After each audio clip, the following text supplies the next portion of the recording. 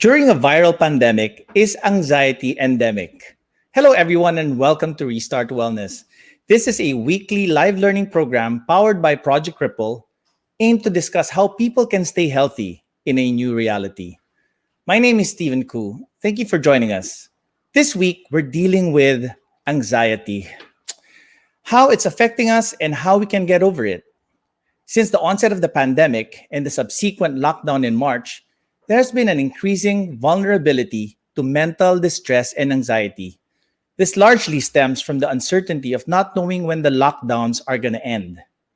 The constant isolation can have very bad reactions with the current stress and fear that we are all experiencing and can lead to a lot of health problems. Having an invisible foe has an adverse effect on anxiety. Here's a short clip from licensed therapist Katie Morton. We aren't able to use our fight or flight response in an effective way. We can't fight or run from the coronavirus like we could from a bear. And Alexa explains that it's like our nervous system is gearing up for action without having any outlet for that energy. Therefore, we can feel really ramped up, easily agitated, and anxious each and every day.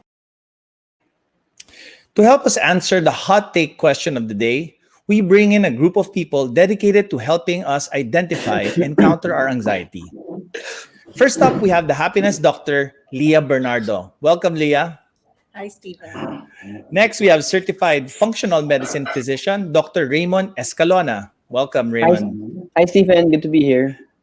Welcome. And then last but of course not the least is dancer, musician, host, actor, director, a man of different hats, and of course, a staunch mental health advocate. Welcome, my good friend, Mr. Gav Valenciano. Welcome to the show. Thank you, Stephen. Thank you for having me. All right, guys. So, we have a work cut out for us today. We have to get some clarity. But first off, the question that we ask everyone is, are you experiencing or have you recently experienced symptoms of deep anxiety? So I ask you guys to pull out your yes or no card to answer this question. Okay, I'm going to answer this question also with a big yes. I've been feeling anxious.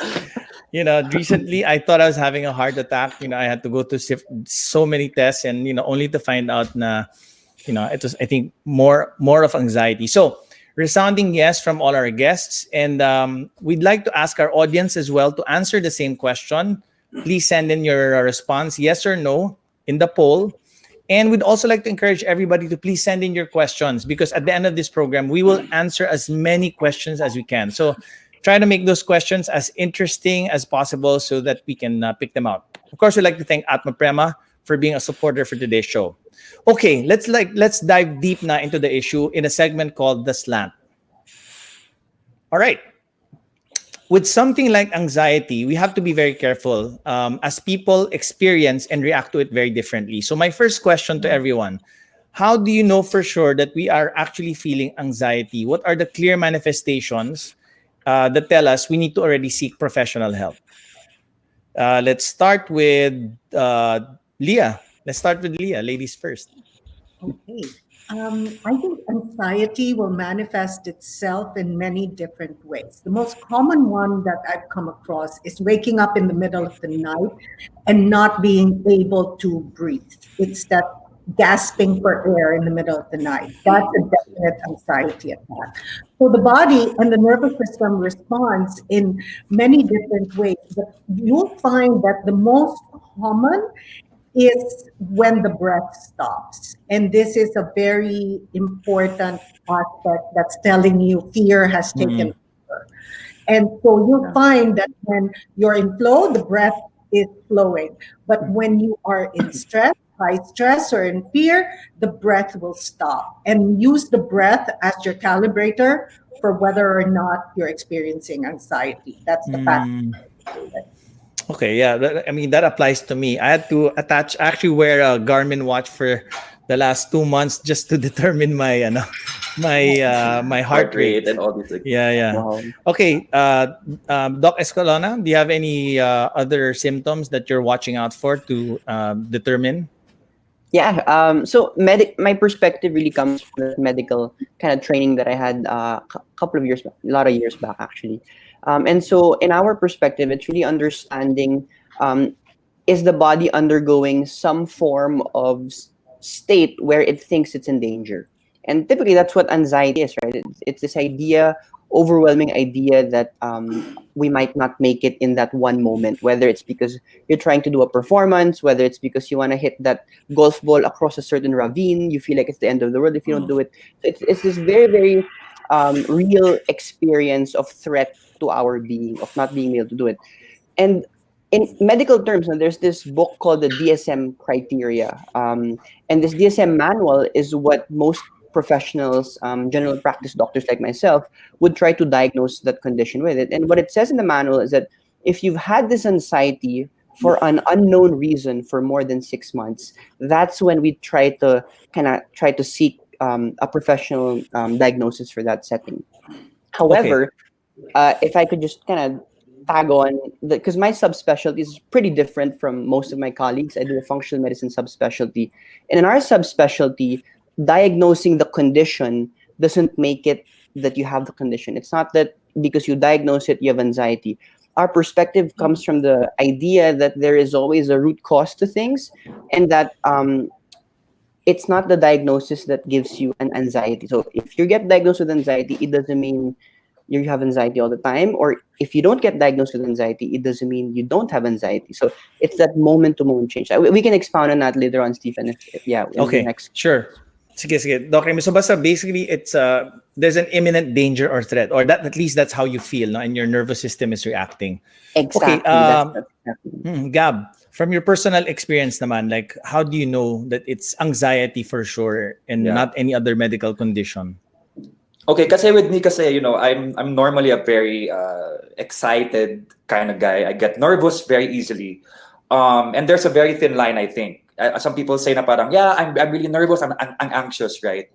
Like I said earlier when we were talking before the show started, I have two types of anxiety kasi mine is constructive and destructive. So my constructive anxiety is when there is that, okay, I'm not sure what's gonna happen, but you know what, kaya. The destructive is like what Leah said, is when sometimes you wake up in the middle of the night and there's just fear. It's just pure fear. Sometimes, there is no trigger. Sometimes I'm driving down the road and it just hits me. And it's when it starts to manifest physically, when you start to feel it in your chest. I don't really get the shortness of breath. I don't really get that nahihirapan akong huminga. But there is that pain. It's painful in my chest. And it's like, it's uncertainty. It's not knowing what's happening. I have to stop on the side of the road and really just either call a friend, call my doctor, or even just pray, because then it starts to manifest physically. I never used to experience this before, so parang for me, what was this thing happening to me? So I didn't really understand.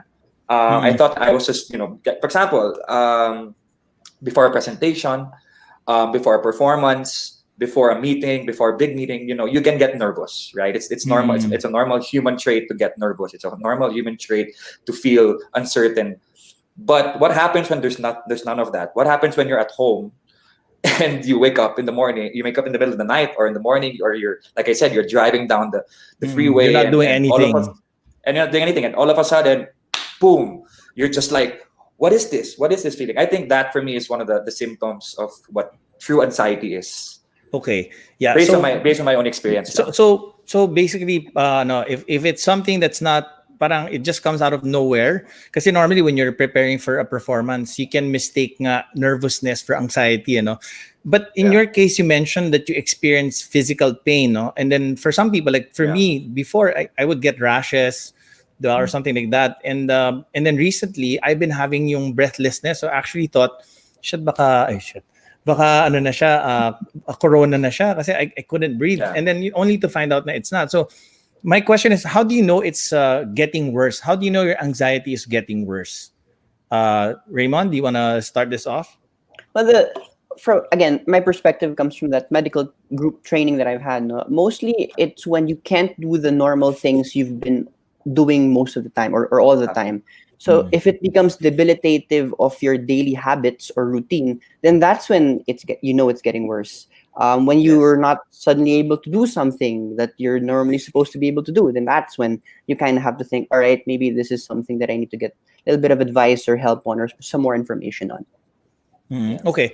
There's actually an article that says, yung signs nga daw is worsening symptoms include poor sleep, a focus on bad news. You're, constantly watching bad news and you dream about it. And then helplessness, suicidal thoughts for some, loss of interest. Leah, do you see this as signs of worsening? Absolutely. I happen to think that what your lifestyle has a lot to do with it. And please don't wait for it to get worse. If you're experiencing the startup of anxiety, do something about it right away. And I'm so glad that you mentioned something about watching the news, because we call this imprinting.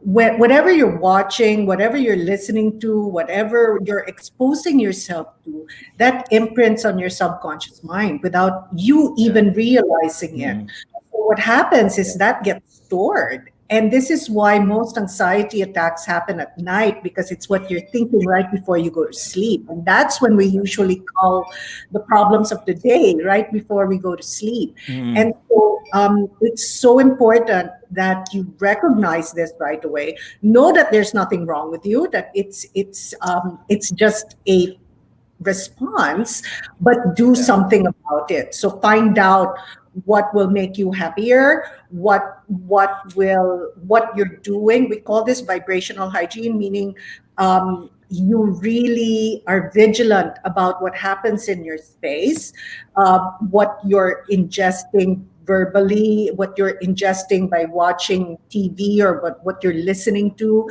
You don't need to listen to the news 24 hours a day, because that will definitely put you in a state of anxiety. So your lifestyle is so important.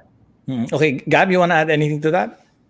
Yeah, so one of the signs that I knew it was really getting really bad, going back to what Doc Raymond said, was my daily routine. It started to cripple me, right? So now, instead of me being able to do, this big presentation at 2 p.m., I had to move it to 4 p.m., then I had to move it, and I had to cancel it. Just getting up sometimes from bed was a complete chore for me. It started, and going back to what Leah said, people that experience it for the first time, right? They always say, Gab, I'm not naman stressed. Why am I getting anxious? Well, you don't realize that you are ingesting all the information, especially during this pandemic, right? That's why with me, I turned off a lot of my notifications from Twitter, which is where I get a lot of my news. Even from Telegram and from all my other news and social media. I kind of like moderate. It's kind of moderated now, because back then it was like, this is the number of cases, this is what's happening right now, then this is what's happening abroad, this is what's happening. So now you're subconsciously, inhaling and ingesting all this information. And then let's say the small things, like let's say, small things at work, or let's say even work now that, work is a little, it's not what it used to be. So you can't really tell yourself that I'm not stressed, because subconsciously it's piling up. And that's what happened with me. I just kept, I was in denial about everything I was going through. And I would always tell people, no, I'm fine. I'm not that stressed. I'm great. I'm good. And then one day it just erupted. And, that's what caused my regular anxiety at that time. So that's why whenever people say, I'm not that much stressed, I'm like, it's not about being stressed, really. It's just don't know that you're going through it, because you're absorbing a lot of the negative energy from outside. And then it can take one small thing, like for example, a dam, right, of water. It can take one small thing to trigger it and destroy that dam, and everything that you was in your subconscious that you weren't really managing, all of a sudden now it's overflowing and you're drowning in it. Yeah, but actually, go ahead, Dr. I was going to say that it's funny that Gab was mentioning that there's a dam that was overflowing. In functional medicine, there's this point in someone's life where we call the tipping point. Tipping point is always the point where there's been a lot of metabolic medical dysfunction that's happening, and then your body just keeps trying to adapt in many small ways until finally it hits this point where the body has to break down. And that's typically when you see people having multiple different conditions in 1 year or in 2 years or 3 years. That's the tipping point. And I mean, from my perspective, a lot of this is all medical. It's all a lot of things Yeah. that we can actually I correct or address. I actually need you guys to kind of clarify for our viewers also, because there's is there a difference between depression, panic attack, and anxiety? Because parang I think people now are starting to jumble everything together. Mhm. Doc Raymond, you wanna take a Yeah, crack at it? I'll kick it off, Stephen. So yeah, there's a difference between those conditions. There's a theory called the neurotransmitter theory in medicine, where we try to understand these moods based on the chemicals that float in our brain. When you're looking into issues with depression, we think that it's more of a dopamine, serotonin type of condition. These are neurotransmitters or chemicals in the brain that control mood, happiness, satisfaction. On the other end, if you have some form of anxiety, we're seeing that it's tightly regulated with what we call the neurotransmitters of epinephrine, norepinephrine, or the catecholamines. These are the ones that give you energy when you want to perform. It gives you the higher heart rate, gives you the higher blood sugar to be able to perform during those segments. Maybe what Gab was mentioning a while ago. And so there's been a lot of work done, and most of the meds actually target these chemicals. But what we're seeing from a more, I guess, holistic functional medicine root cause perspective is that to be able to build these molecules in the brain, you need a lot of health in your gut. You need a lot of nutritional health. You need a lot of exercise, stress management health, and relationship and supportive network health. So if you have some form of these things imbalanced in the past couple of years, they start to build on, and you'll have maybe one or two types of mood imbalances here or there. But if you don't address them, maybe in 5 or 10 years, the entire mood disorder starts to come in, and it becomes more chronic So and consistent in so nature. it's different nga. Iba-iba yung depression, panic attack, Totally anxiety. different. Yeah. Leah, you are the happiness doctor and you have a different form of modality in terms of treating this. You don't prescribe medicines or anything like that. Please tell us more on about the differences and how you're handling it. Yeah, because in my practice, we really try not to diagnose, because it's what it is that we help our patients find the right formula for them. We come from the perspective that each person is different, so no one way of doing things will work for everyone. And this is when we use the words like calibrate. We calibrate to the patient and tell them to find ways that will put them in a happy place, a better vibration. When we say vibration, this is like your internal weather vane. How are you feeling inside about yourself? And do more things that make you happy. And we also abide by what Raymond was saying, wherein it's the body. The body is mind, emotions in the body. Sorry, emotions in the body come from the mind, the heart, the gut, and your nervous system, which is the spinal cord. And so it's so important that even if we're talking emotions, lifestyle, of course, is the number one factor to consider when you are managing your emotions. And so you need to integrate more things into your life to be happier every day. And the formula that I normally suggest is move, learn, grow, create. And we call this racing frequencies. So every day, do some form of movement, or and learn something new. Grow is meditation or prayer, something spiritual. And fourth is create. What are you doing today to create your own heaven on earth? And of course, Yeah. the answer for that will be different per person. And when you do this every day, you're able to now raise your frequency so that you can be happy. So I try not to label, but yes, those are three very different things. And but at the end of the day, it's calibrating to yourself and how you're feeling about yourself that will determine whether you're happy or not. Yeah. Okay. I mean, I've attended one of your raising frequencies workshops, so I know for a fact that it works, and it's all about parang adjusting the frequency, because our bodies are made of basically liquid, right? Like we're all cells and liquid. So if we adjust the frequencies, parang mababago mo yung mood. Gab, you mentioned to me a while ago that parang, in your life things happen that triggered your anxiety or your if it's depression or anxiety. I don't know if you can tell the difference, but Yeah. you mentioned to me a while I ago can. that there were life moments. So can you tell us something more about that? Yeah, so I'm 32 years old now, I was 27, 26. This is public knowledge. It's but I was once married and we went through a divorce, and the divorce was very much publicized, right? And when you go through a divorce, it's not easy, number one. But when you go through a publicized divorce, it adds on to it. So now all of a sudden, I started feeling things within myself that I didn't understand, which I never used to feel. Stephen, you've known me for so many years. I am such a happy-go-lucky guy. I love to make people happy, and when I go into a room, I love to meet everyone and make sure I get to know everyone, whether it's in a party, whether it's in an event, whether it's in a concert, whatever it is. And so for 27 years, 26, 27 years, I had no idea what anxiety was. I would have friends in one corner with a bag, like breathing, and I'm like, what's happening? And it's like, no, I'm getting anxiety right now, and I'm like, I just couldn't understand it. And then one day, this thing happened, and it just continued for quite a while. It continued for maybe a year. I mean, this struggle, and then boom, one day I woke up, I couldn't breathe. It was painful. It was so heavy, and it triggered it. I guess it triggered my anxiety. But I like, kanina, you said something. You commented about if I know the difference between depression and anxiety. For me, it's a very, very clear cut. It's very clear.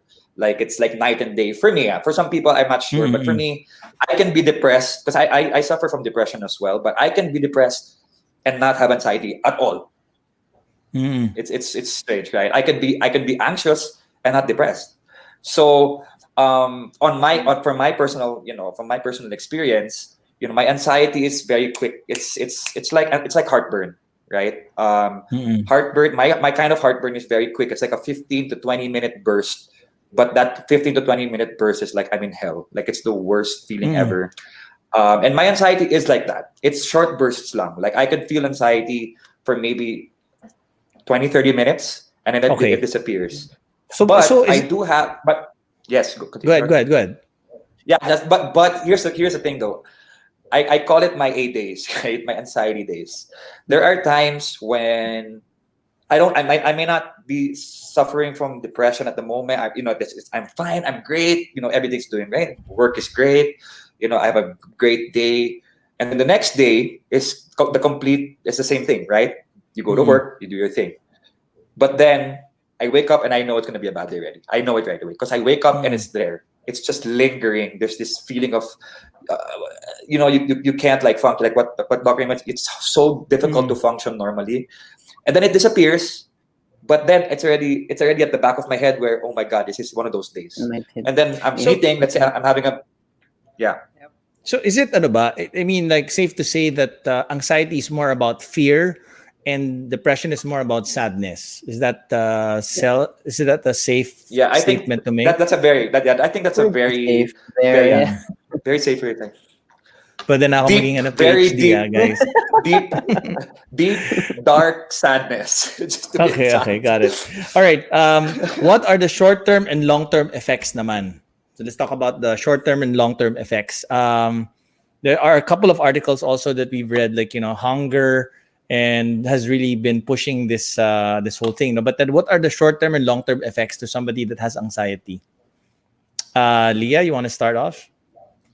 I think in terms of the physical effects, I'll leave that more to Dr. Raymond. But for the emotional effects, it can be absolutely debilitating. And when you're not in an emotionally good place, even your reactions, your responses, the way you view life becomes very negative and very difficult. I think really the antithesis to self-love is anxiety and depression. And so it's so important that it's addressed right away because you will feel it. It starts very slowly, and address it right away. Because if you try to sweep it under the rug, that dam, as mentioned earlier, will burst open, and that's going to be debilitating already.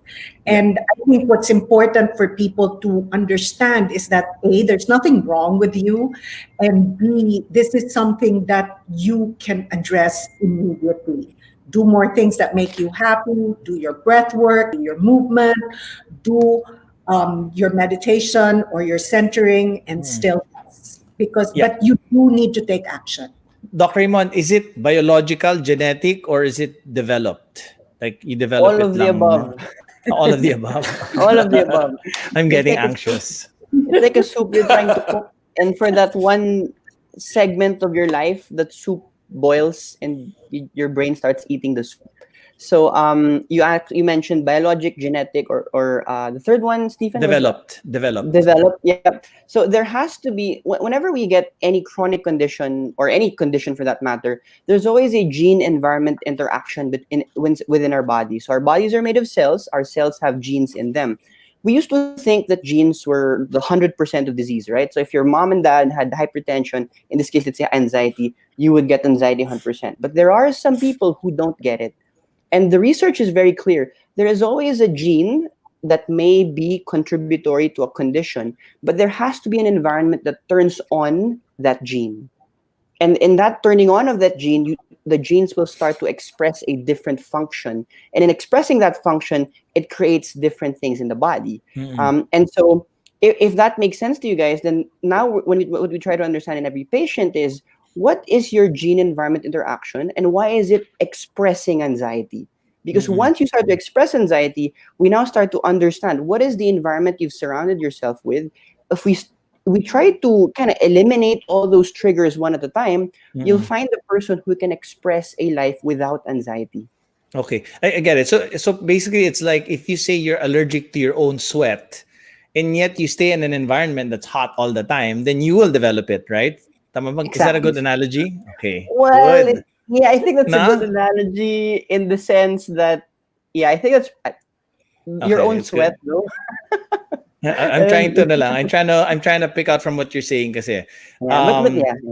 Okay, what particular group of people are most vulnerable naman to anxiety? Is it the youth, the younger people, the older generation, like the Gen Xers, baby boomers, our parents or children? Gab, what do you think? Okay, Doc and Leah, sorry, I'm not a specialist on this. I would say all of the above. Number one is they all have their different battles. The older generation, I believe, are at that point where, okay, I'm older now, I can't do the things I used to do. Well, if we're going to the pandemic, the older people now are worried about their job security. What are they gonna feed their families tomorrow? The younger generation naman, I would say, I believe, maybe leaning towards the younger generation only because they're the most informed generation ever. But when I say informed, it's not necessarily all constructive, right? It's not necessarily all positive. Yes. They're saying daw ngayon, Gab, one out of 2 youths are subject to depression and anxiety. This is based on a UN global study. So, Doc Raymond, what do you think? Which segment? Sabi nila yung baby boomers daw, hindi daw sila tinatama ng anxiety because they're so used to it. They play games and everything. Sanay na sila sa war and all of that. So the pandemic is the war. Just another war, di ba? They've experienced it in the past. Yeah, I think that makes sense from a kind of parang psych standpoint. However, from my standpoint, I think that most of anxiety comes from inflammation in the body, from a nutritional deficiency, from an infection you haven't treated, from a toxin you've been exposed to that's just not being dealt with. And so we know that as we live through this in this earth for a longer period of time, we do acquire more deficiencies, we do acquire more toxins, and so the risk for the disease will increase as you age, right? But the ones who really don't have anxiety are the happy babies, the ones who just came out of the womb, the ones who are kind of young kids, unless of course there's a definite fear or there's a definite occasion from which their life was in danger at multiple time points. So these are the individuals who have been abused as a child. These are bullied as a child. Individuals who've been who didn't have any caring parents, who no one has that. But you get the point. So it's that perceived danger, and the perceived danger starts to activate as more imbalance is developed in the body. Okay. Leah, you want to add anything to that? Yes. I believe that it doesn't choose a gender or an age group. I think that when you are completely worried and it's paralyzing. So you can be worry expanded to me is anxiety. And so this is why I ask parents to be careful what they say around young children. We've been running programs for children, and it's so interesting what they're saying in our classes because it's really echoing what their parents are saying. And so these kids are having anxiety because they're hearing that the world is uncertain, that their parents are worried, and so on and so forth. So it really becomes a product of your environment. You mentioned nga that parents who deal with the stress and develop anxiety during the pandemic may lead to their children developing anxiety as well. So it really comes from the parent. I read that in an article. We have that also here. Sige. This one. Yeah. Escalation of parental anxiety leads to anxiety of children also. Okay, now we're gonna jump into a video question from a registered psychologist. Her name is Dr. Jan Andre Magpantay. Let's hear what she has to say. I am Jan Andre Magpantay, a licensed psychologist. And in relation to our topic for today, I would like to ask you a question. What advice can you give to individuals who are suffering from anxiety but are in denial or are refusing to acknowledge the symptoms that they are experiencing? Thank you. This question is very relevant. A lot of people are in denial. So, Gab, I think you can answer this one muna before our specialists. Yeah. You know what's funny is a lot of my friends come up to me and they open up to me freely a lot. And we could be out, and sometimes people come up to me like, Gab, can I talk to you? And they open up, right? And one of the biggest reasons one of the biggest things that hinders them is judgment. Right. So this is one of the biggest reasons why people don't enjoy opening up is because you see it on social media. You see it like even me, I'm a very open sharer and I share on social media and everything. And when I went through something like a couple of months ago and people bashed me and they used it against me. Oh, you're baliw ka kasi and you're stupid and you're mentally disabled. That's why all these things. And I get it. It's scary to open up, but it's also very scary to be judged. So the way I do it is I'm super, how can I say? I try to find an angle where I can get them where they're comfortable in an environment where they're comfortable. I don't push it in their face where I'm like, dude, I know there's something wrong. Tell me. No, I ask about their life. We talk about it. And I'm like, dude, let's have coffee next week. Put them in. Then they're like, oh no, I'd rather, just come over na lang. Okay, so I come over, we start talking about it. And, as a man kasi, and I'm you guys know this. It's very tough to acknowledge that there's something wrong. We're men, but I know there's something. I'm okay. I'm fine. Depression, anxiety. Ano ba yan? I'm totally fine. But if the way I do it, kasi is I make them trust me. I make them understand that, dude, listen, it's okay. Because like what we were talking about kanina, one of the hardest things is to keep it in, and it actually makes it worse, which is what I did. I kept it in. It made it really, really worse. And so that's my way of doing it. Yeah. I am not. Yeah. I actually admire you, Gab, for that. Kasi, like you mentioned, being like sa Pilipinas, like being a guy, it's like it's taboo to admit that you have these issues, and more so in general, right? So unlike in other countries where publicly they would talk about, oh, I'm going to my psychiatrist or whatnot. Here, parang when you say psychiatrist, sira ulo ka na or something. So it's good that you mentioned kanina na the first thing you need to do if your friend is in denial is really to get that person's trust first. Like, don't jump right into the topic, diba? That's good advice. Sige. Leah Bernardo. I totally agree with Gab because it's really that fear of judgment and the running guilt and shame that makes people deny or not admit what they're going through. what I normally tell people is, do you want to be happier? And normally people, the whole entire room will raise their hand. If I'm giving a talk and I say, who here wants to be happier? And everybody will raise their hand because everybody wants to be happier. And so that's where I normally start. And then that's when I introduce, do whatever it takes to raise your frequency every single day through Moodler Create. And then comes a formula for happiness. Sorry. Yeah, when I attended your workshop, Doc Leah, I think that's what I noticed about you. Like the whole room was parang closed, you know, they didn't want to respond. But I think when you exude positive energy, that person you're talking to who's in denial will also reflect it back on you, you know? Okay. Yes. And you don't have to call them out for what they're going through. Yes. You just say, you know, I have a way so you can be happier. Would you like to hear it? Or, you know, it doesn't matter for you to identify what they're going through, I think. But that would lead to shaming and guilt. Dr. Raymond, do you want to add anything? People in denial.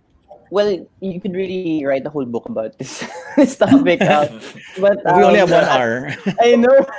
It's just a tough topic. But the best I think that you could ask people is to look for the reason why, right? Being diagnosed is one thing, but looking for why you have it is the better question in my perspective. So ask yourself, why am I getting anxiety? Are there reasons for me to feel this way? Was there something that triggered it? If not, then ask yourself, are there things in my life that make it imbalanced? Am I eating foods that inflame me? Am I eating non-nutrient dense foods? Am I eating foods that give me sugar spikes? Am I not moving my body? Am I not detoxing? Am I not pooping every day? Because that's very important to health. Am I not sleeping well? Am I not having good friends that surround me during this time or family members? Then you start to really assess and create a good kind of record for your life. We call it a timeline actually when we do consults. And by doing that, you can pinpoint your specific reactions to even food and to the environment that you live in. And that, I think, is the best way to start. Na-imagine ko lang, Doc, pagka meron kang friend in denial. In denial ka eh. Kailan ka last nag-poop? But I get your point. I get your point. Parang find the reason why. Like, just don't talk about the problem. Like, talk about, like, you know, your lifestyle, siguro, di ba? Okay, now we are going to shift our discussion because we've already identified the issue. We'd like to find out how we can fix or counteract it. So if any of you are experiencing this at home, listen carefully, take down notes. We'd like to establish also the stance of our panelists regarding their treatments, your own modalities, and for Gab, your own style or technique in handling it. Is there a set solution for managing anxiety? Meron bang set solution? Yes, Raymond, go ahead. There is no one way, right? So anxiety can be caused by multiple different things. And for one person, we can name it anxiety, but it's really iron deficiency. For another person, we can name it anxiety, but it's really blood sugar fluctuation. So people skipping meals and whatnot.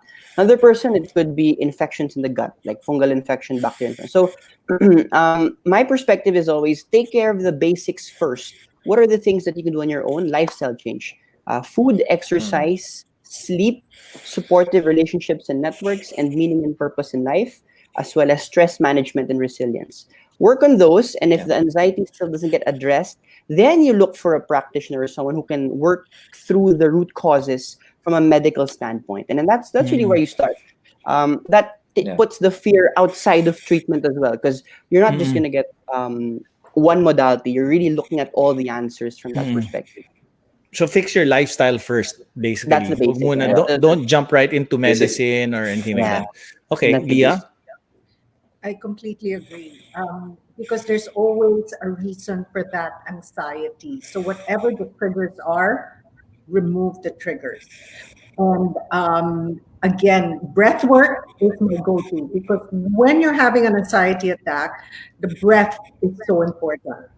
The breath work that I recommend is the 4-7-8 breath. You inhale 4 through your nose, hold it with the tongue to the roof of your mouth for 7, and then exhale very slowly through the mouth for 8. You can Google this. It's all over Google. We call it the anti-anxiety breath or the tranquilizing breath. It really, really works. And this is the breath work I recommend also for people who cannot sleep at night. Because if you have a hard time sleeping, or you have a hard time falling asleep, that is anxiety already. And so if you use the breath work, I find that the breath is the most important tool when managing anxiety. And the second is to activate the senses. So activate what you can see, what you can touch, what you can smell, what you can feel, and then what you can hear also. So you're activating the senses, and this puts you in the now. Presencing is so important when you're dealing with anxiety, because anxiety is really worry about the future. So Tama. so important that you bring yourself to the present. The fastest way to get to the present, use gratitude. What are you grateful for? If you can't activate your senses, and then do the breath work. And you're going to forget every single thing when you get anxiety. So just try to practice it each time so that you remember when you're actually there. I like that. Presencing, kasi nga, anxiety is about the future. So iniisip mo yung future, kaya ka naging anxious. And people tend to hold their breaths, no, when they are anxious. Gab, anything you want to add to that one? Definitely, going back to what Doc Raymond and of course Leah said, with Doc Raymond, going back to basics. You know, you can't build a building without foundation. So how can you manage to kind of overcome anxiety when you're not even sure about your own kind of like step 1 and step 2, which is waking up in the morning, making your bed, taking a shower, watching what you eat. I truly believe watching what you eat is a very, very big factor. Of course, working out, and then there's that finding your element. Aliyah kasi with me, kasi breathing doesn't work because I'm a very active guy, and even with reading, I can read maybe 10 to 15 pages and I get antsy already. I'm the type of person where I need to move. Stephen, you know this. When I meet people, I start dancing on them and I start, doing all these tumbling stuff, and it's just my personality, right? So sometimes when I do the breathing exercises, which my psychiatrist has given me so many, I always text him and like, Doc, it's not, I can't do this. I can't do this because I get like, I need to do something. So my thing with and I think a lot of artists can agree with this is, and creative people, is finding your element and really mastering that element. So my element is music, right? Two things actually. My element is music and surrounding myself with my best friends or my family. Music, kasi what happens is when I start feeling the anxiety, what I do is I go to my studio and I set it up. I play the piano. I have headphones. I have speakers and my monitors, but I put my headphones in and I play the piano. I close my eyes and I just start playing. Now, does it remove it completely? Not necessarily, but it definitely makes it better for me. I know some people that work out. Me kasi what my problem with working out when I'm anxious is my heart rate starts to really, really go up, and that's when it starts to get like I start getting those palpitations. That's why I don't work out right away when I'm anxious. But for me, music does the key. Sometimes people watch motivational videos, breathing exercises, classical music. So I think what I'm picking up from you, Gab, is you need to find your own all the treatments aside, you need to find your own happy place. Kasi, like for example, for me, when I'm underwater and I'm starting to feel anxious or panic attack, I look at the small fishes, and that calms me down actually. So I think you need to find your own thing, no, your own solution. Yeah. Okay, we have a lot of good questions, so I'm gonna actually start picking out some questions from our audience. The first one comes from Saiza Malariado. Familiar name. As a person who has friends struggling from anxiety, what are ways to connect with them and help them if I can't physically go to them? Okay, good question. Because for now, everybody is social distanced and work from home. Interesting. Leah.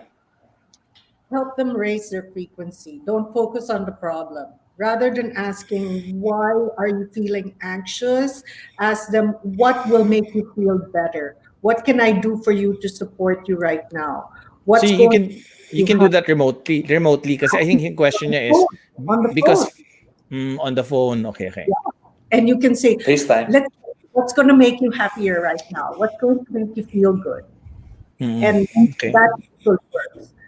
Music, for instance, is, what Gab was saying, is the fastest way to raise your frequency because your music is such a high frequency medium. Drives your mood. Yes. Yeah. Okay, here's a question from Christine Lectura. Any advice for someone who always worries about the future, especially now that we have a crisis? Ito, sige, ikaw naman to, Gab.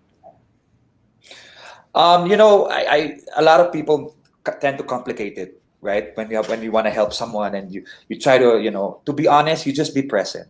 Just be there. Well, you don't have to be present physically. You can be present mentally, emotionally. What happens kasi is when somebody's worried about something, whether it's the future, whether it's their health, whether it's the pandemic, or even way before the pandemic, sometimes people try to help, but then it's counterproductive. And instead of helping them, you're actually digging a deeper grave, and now you're pushing them down. Why? Because instead of them, looking to you for enlightenment, all of a sudden they feel like there's something wrong with them, and it becomes kind of like toxic positivity, I call it. So for sometimes my friends and I, when I'm going through something, they're just there. They're just physical. They're just there. I can FaceTime with them. And I'm like, guys, I'm really anxious. You know what they do? They go, dude, why don't we remotely watch one of your favorite movies back in the 90s or something? Dude, why don't we play that game? You know that game that you can play it's all your friends or something? Bro, why don't we remember that time when instead, like what Leah said, don't focus on the problem, because if you keep focusing on the problem, it manifests talaga. So, with me, all I ask my friends whenever I'm going through something, and they know this, my very, very close circle. They know this. When I say, guys, it's or best, I call my best friend best. It's one of those days. And she goes, what do you want? Like, what do you want to do? Want to call me? Want to FaceTime? What, something? And we just talk it out.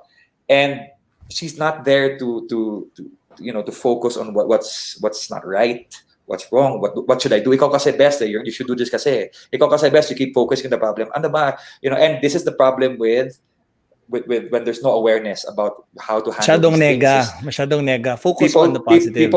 People say, kaya mo na yan. Ano ka ba? That's just, just breathe. That's not going to get you anywhere. Why? Because now you're downplaying the person's struggle, what he's feeling, yeah. Which makes that person feel even smaller. So just be there, Doc Escalona, what about food? Is there any specific food or supplement that helps with anxiety? There are a couple, but we have to understand that food is processed by our intestinal tract, by our guts, by bacteria that live there. So the first perspective is, do you even have the right bacteria to process the food or nutrient that we're going to give you? That's the first perspective.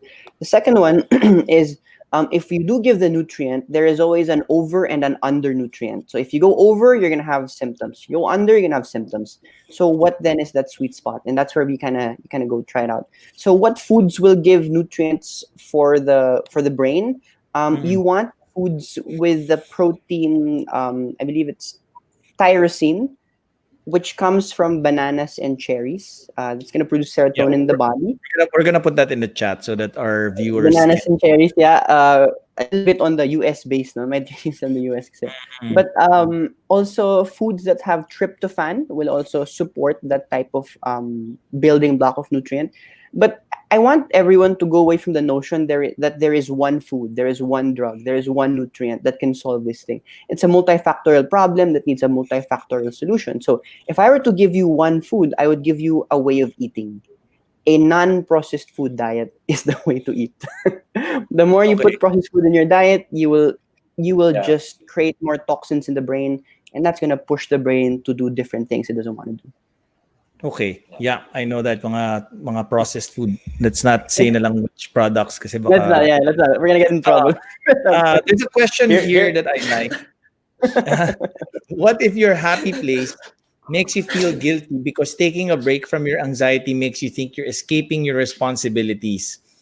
So then it heightens your anxiety instead. So parang she feels guilty that she's going to her happy place. Tama ba intindi ko doon sa question niya? Yeah. Interesting. Leah, you want to answer that? Yes, because this is a very common thing for a lot of people where they get guilty taking care of themselves first. And so this is what I really need to get out there as a form of a message to tell everyone that taking care of yourself, loving yourself, and nurturing yourself is not selfish. We need to adapt a change in perspective here. Otherwise, you will be debilitated by shame and guilt.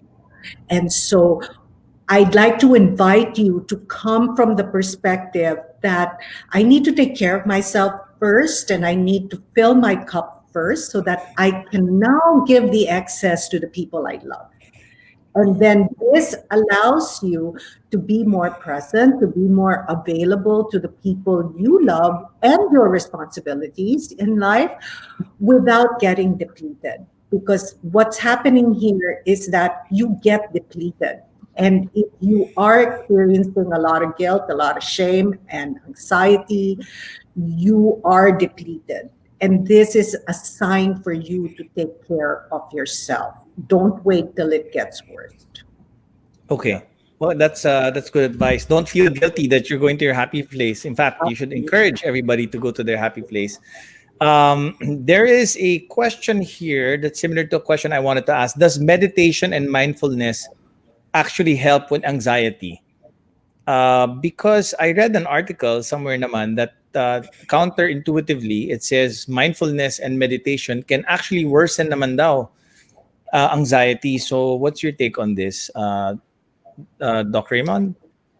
So I treat a lot of patients with neurodevelopmental conditions from ADHD, or a lot of brain patients actually, from psychiatric to neurocognitive decline. And what I've seen is that meditation, in the act of meditation, what you're trying to do is you're trying to increase, from a physiologic standpoint, a lot of the oxygen to the body, right? Mm-hmm. So you're trying to sit down, you're trying to expand the lower segment of your lung tissue, create more gas exchange.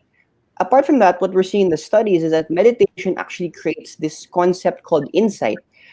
In the brief moments of meditation, the left side of your brain and the right side of your brain will start to connect. Insight is that concept where you know those times when you have the light bulb starts to flash on. Aha, I have the solution for that answer, or for that question. Sorry. That's typically what happens when you meditate. And there are patients that I've treated who aren't ready for the answer. And so it's not the meditation per se that they're really afraid of, it's finding the answer. And these are mostly patients that I've seen and treated who've had unresolved past experiences. So let's say a patient who was abused or was a victim of abuse or some form of violence before, and they're not ready to unpack the solution for their problem. And so as they start to meditate, the brain starts to create this self-preservation perspective. It links both sides, creates the solution for it. But when they see the solution, they get an anxiety attack because they know they can't act on the solution. So for me, there has to be an unpacking to be able to create that insight. But those are two totally different things from meditation. So meditation is not now you understand that there's a physiological reason why these things start to happen. Kasi may iba hindi pa sila ready to unpack, kumbaga parang ano yan parang very when you do meditation it digs deep into your, kasi for me it works, mindfulness and meditation works. Gab, there is a question here, is there such a thing as healthy amount of anxiety for you ba as an artist? Okay. There's such a thing? Okay, to be honest, for me personally, yes, because that part is really all up to you. Now, when I say it's up to you, I want to kind of like backtrack on kanina on the happy place, on being guilty and all these things. When you know that for a fact that when you make a mistake, let's say you do something and your mom and your dad get mad or whatever, when you were young, they would get mad, right? And then you would ask for forgiveness, and then okay na, and then you do it again a week later, and if you're doing the same thing over and over again with no progress, that's when that happy place, when it becomes an escape and you're not doing anything about your situation, I think that's when it starts to become kind of like a crutch, right? So going to the healthy amount of anxiety, with me it works. Why? Because there are times when my anxiety is not, like I said kanina, I have two types, diba? Destructive and constructive. There are times when my anxiety is more of a, Gab, let's do this. It pushes me to be better. It pushes me to be the best I can be. And I feel like anxiety, kasi and we have this conversation. We have this conversation of like yeah, the destructive part is where it's like, okay, Gab, I'm sorry, but it's not your day. It's going to be a bad day today, and no matter what you try to do, but the other side of my anxiety, which is like that feeling of like, all right, what's going to happen? But you know what, Gab, kaya mo to eh. You know, you can destroy this, you can kill it, you can overcome it. That's when it becomes kind of healthy, because in my, I live such a fast-paced lifestyle. I'm always meeting new people. I always have to come up with the newest ideas. And if I don't have that pressure, kind of like driving force, that pressure, that driving force at the back of my head pushing me, then I don't think I would be as the best I can be, or whatever. Some people talaga perform best under pressure. Their creativity comes out and all of that, no? All right. Yes. Do we still have a question here? I think we have one last question, which I really want to bring up. Do you agree that access to mental health care or treatment is a privilege? Because right now, parang it's not covered by any health insurance or anything like that, right? Unlike the States. But what do you guys think? I have my opinion on this, but I want to hear everybody's first. Let's start with Leah this time. Yeah. I think it's a necessity, actually. Because it's not a privilege, basically. No, it's an absolute necessity. And I think that there should be more literature out there and really provide people with tools and resources to take care of themselves. And it's a matter of getting that information out there and removing the stigma, because there's nothing wrong with you. You're a human being that has a myriad of emotions, and each person is different.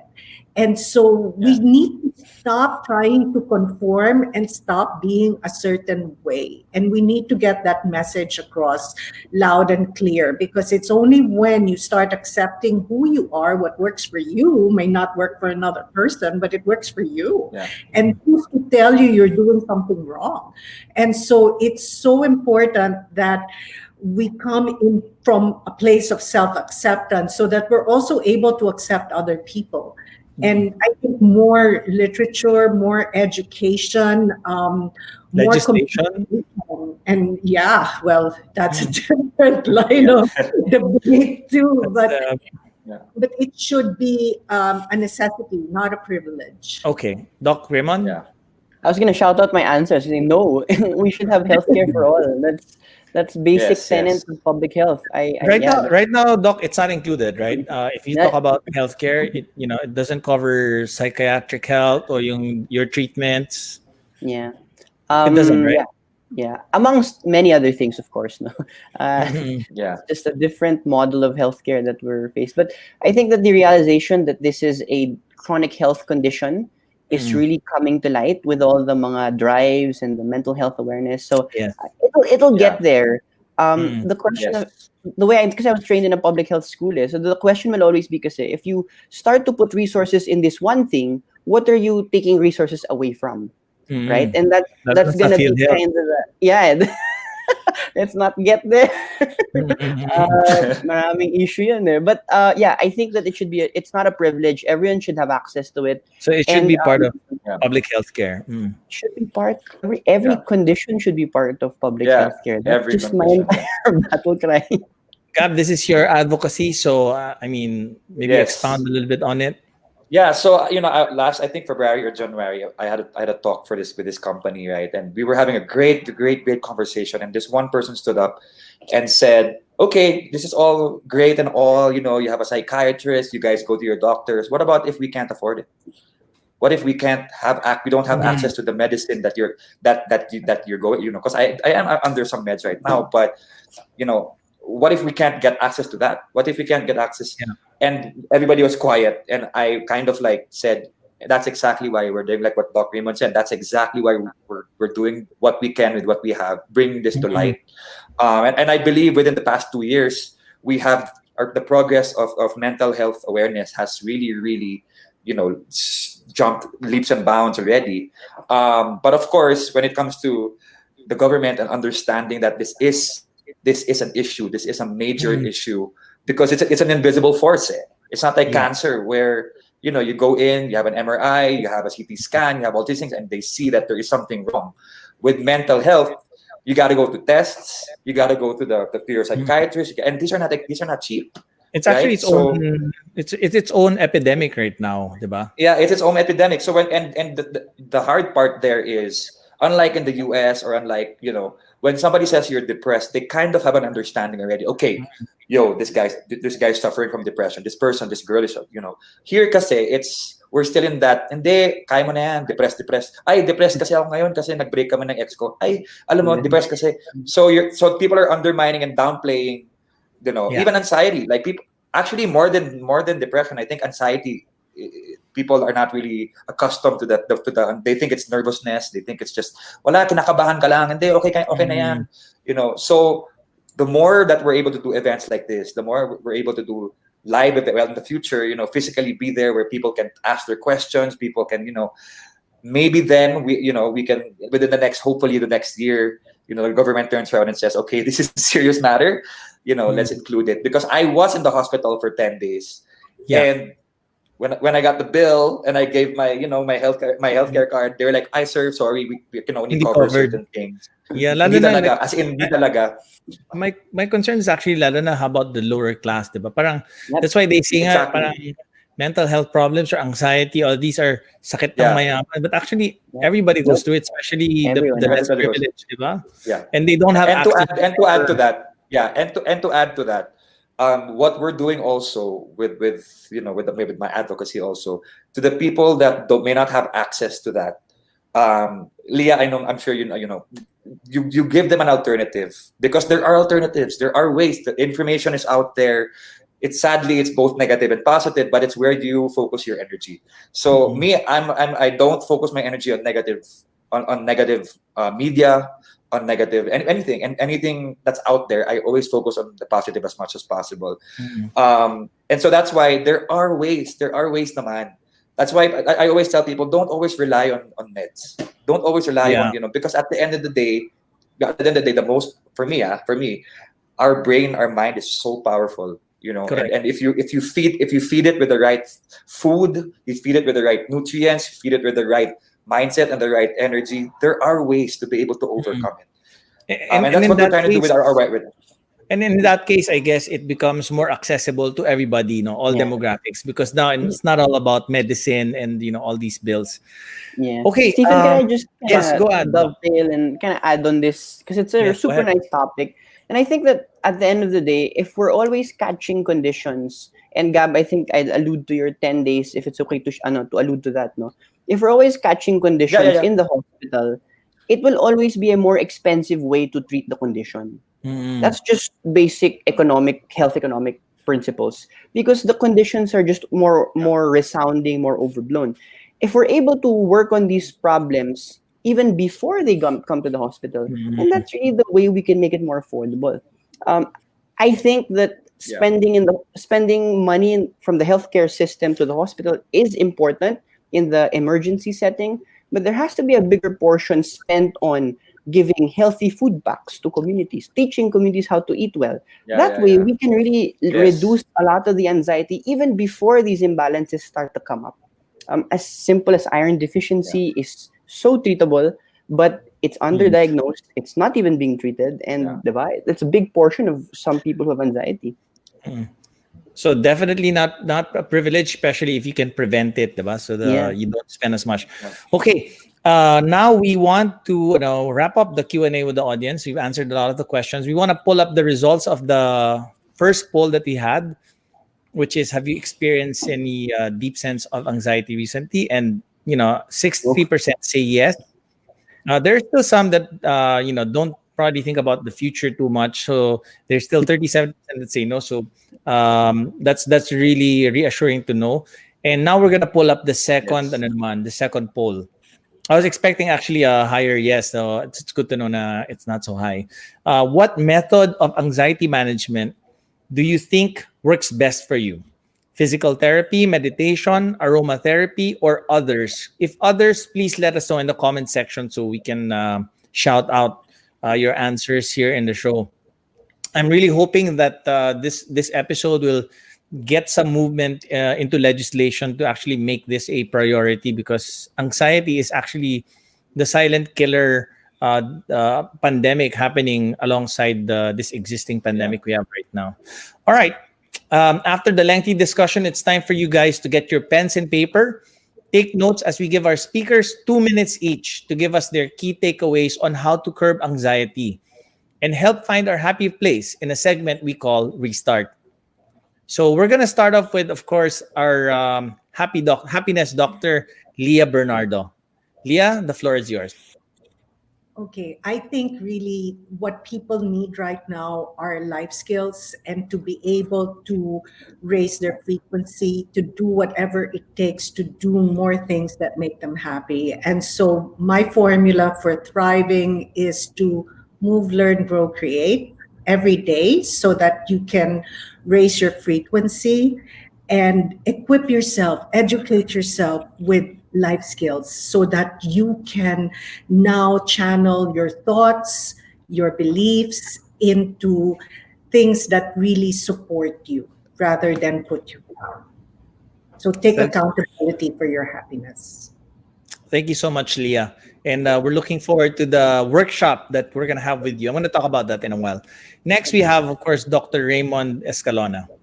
Yeah. So for Restart, I'd like to share that a lot of the conditions we're dealing with, including anxiety or any chronic condition you're dealing with, always has a root cause. There's always a gene-environment interaction within your body, whether it's responding to a food trigger, a nutrition imbalance, an infection that's not been treated, stress, lack of exercise or movement, lack of sleep, lack of social support, and lack of meaning and purpose in life. When you start to try to understand your life, take note of the time points when you got sick and try to understand what was it in my life that started to make me express disease.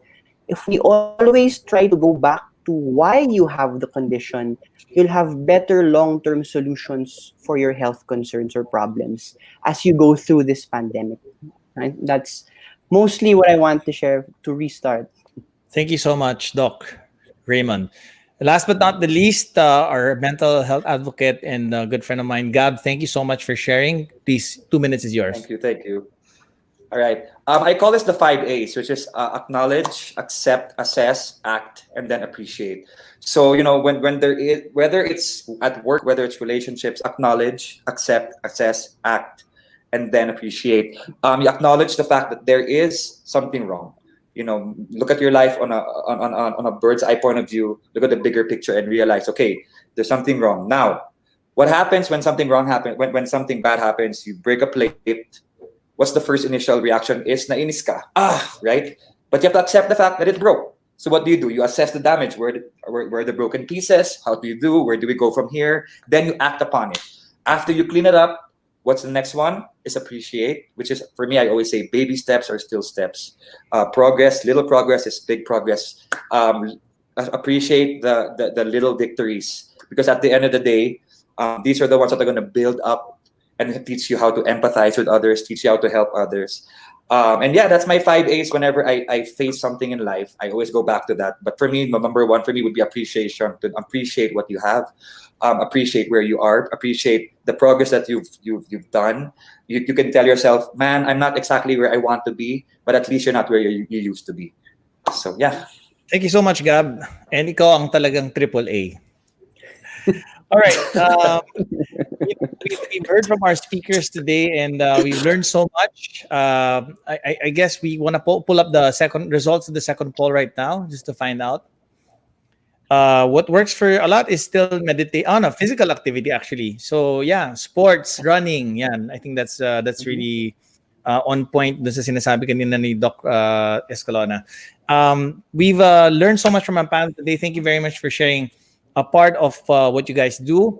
We are having a very, very exclusive workshop with Doc Leah. I'm going to talk about that in a while. But before that, I'd like to thank you all for joining us. Gab, I know you're in Baguio, helping some community with Front Row distribute. I think you're opening a hospital or something, right? So thank you very much. We opened a school. A school pala, sorry. Wow, okay. So congratulations on the good work that you guys are doing. And Leah, Doc Raymond, thank you very much for joining us. We will be in touch with you guys because we want you to be part of the Restart Wellness group so that if people want to ask questions, maybe you can help them on the chat thread. Yeah. Yon. Kinumit ko na kayo, ah. All right. Thank you so much, guys. Thank you. See you again. Okay, so tonight's takeaways for the show. Okay, let me see. So for Doc Leah, it's all about raising frequencies. Presencing. Don't think about the future too much, and develop life skills. So you can the skills that you need to solve the problem about anxiety is really within you. The formula for thriving is to move, learn, grow, and create every day to raise your frequency. Dr. Raymond Escalona naman says, anxiety is multifactorial. We need to identify the root cause or causes of anxiety to be able to correctly assess, address, and reverse the condition. So maybe food, it can be lifestyle. And then Gab has the 5 A's. Acknowledge, understand your situation, accept your situation, assess the situation, act on your situation, and appreciate the small things. So baby steps are still steps. Okay, so thank you so much. Now we would like to invite you guys, if you want to experience a deeper sense of healing, we are happy to announce that Ripple Masterclass and Atma Prema will be conducting an online workshop dedicated to tapping into your emotional resilience, especially now during the pandemic. It's called Unleash Your Inner Strength to Survive and Thrive. This is on August 29, 5 p.m. Saturday. Limited slots only. So normally this workshop goes for 6,000 when Doc Leah does it. But now it's being offered to a Restart Wellness group for only 2,500, less an additional 250 pesos pa if you join the official Restart Wellness Facebook group, which is appearing below right now. And you get the discount code right there. And then we invite you to join the communities. We have Restart Business, Restart Wellness, and Restart Creatives, where you get exclusive content such as Ask Me Anything, the one I was mentioning a while ago, where you can ask the experts. And then we have community webinars and exclusive workshops. We'd like to thank again Atma Prema for joining us. And to quote Karen Salamanson, no amount of anxiety can change the future. No amount of regret can change the past. With the pandemic trying to isolate us, it is important for our collective well-being to stay strong. Sama-sama tayo and stay connected with each other. Kapit lang.